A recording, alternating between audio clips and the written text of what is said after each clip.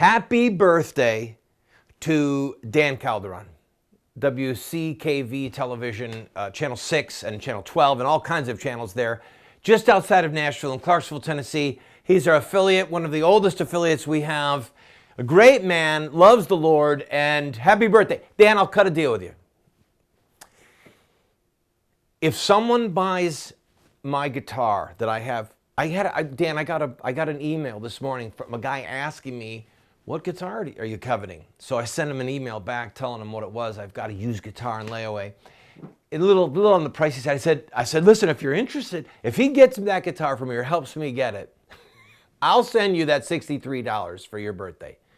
Dan Calderon turned 63 this morning. He said, this is shameless. I'm going to raise $63 for me for my birthday to blow it. If you've been watching, we've been quietly trying to raise some money towards the What Would Muhammad Do series. I turned 57 today, so we've been asking people, hey, if you want to give $57 to help with the project, please do.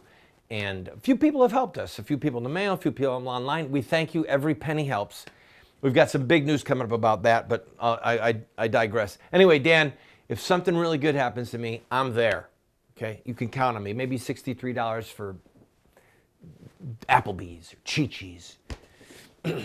Am I overdoing it here? All right, let's talk. I want to talk about, in a minute, I want to talk about the primaries because Donald Trump is going to clean up.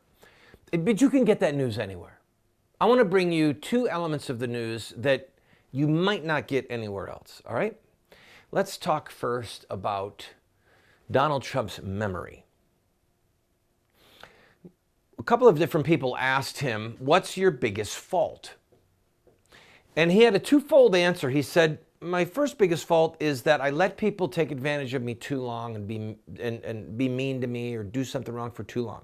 He said, my second biggest fault is that once I snap, my word, not his, he said, but once I realize that they've done me wrong, I hold a grudge for a long, long time. So let's talk about political grudges for a minute and the benefit that those political grudges will have to the undoing of the villains. Oh, that was a mouthful. What is the greatest impediment to righteous change in this country? I would suggest to you one of the greatest impediments clearly would be the clergy in America, who, by virtue of most of them, there's some good people out there, good men and women who are in full-time ministry, but there's some good pastors and priests out there who stand for what is true and right. But they're getting harder and harder to find. Okay? They're getting harder and harder to find, but they're there. But most of the American clergy, they don't try and mobilize people to crush child killing. They don't mobilize their people to try and drive so-called same-gender marriage back to the evil place that it came from. They're preaching a feel-good, self-help Christianity. Many of them are just my peace, my family, all of which are important. Peace and good family are important. But we're missing some of the bigger items. True religion and undefiled before God, the Father, is this: to visit, to help the widow and the orphan in their distress. You want to know what the high water mark is for Christianity? Helping widows and orphans, the fatherless, babies who are in danger, okay? That's true religion according to James.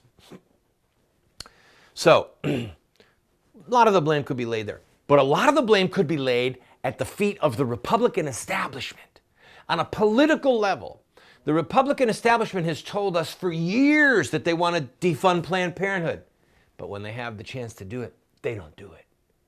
They are treacherous. In other words, who has the bigger sin, according to Christ? Judas or Pilate? It's Judas. Jesus said, he who handed me over to you has the bigger sin. So we've got Judases in the Republican Party. Most of the Judases have said horrendous things about Donald Trump, who may be the next president. So here's the good news. I'm going to go a little bit long on this break because I want to finish this point. Donald Trump said he has a long memory.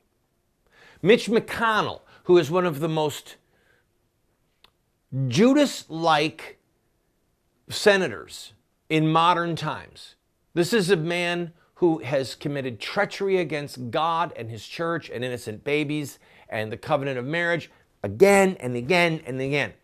He's the Senate Majority Leader, okay? Barely a week ago, 10 days ago, Mitch McConnell was expressing publicly the hope that there would be a second ballot at the convention and we could sweep Trump away. Mr. Trump, retain that memory. And let's do what we can to get Mitch McConnell out of his position of power.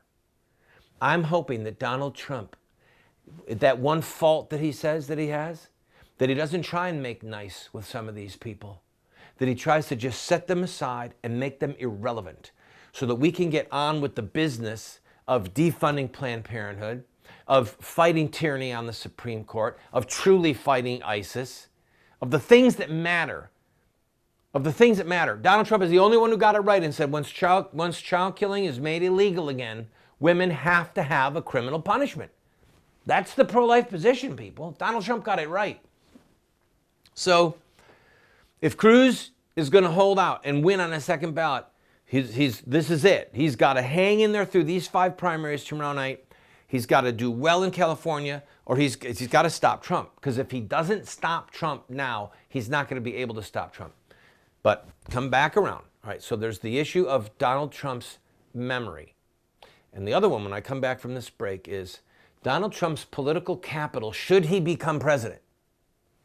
So should Donald Trump become president, and Mitch McConnell has to run for the Senate Majority Leader, Donald Trump has political capital that he can spend. And I want to talk to you about that when we come back. I promise you, if you will listen to what I'm going to tell you, you will find it one of the most fascinating assessments of what will happen in a Trump presidency.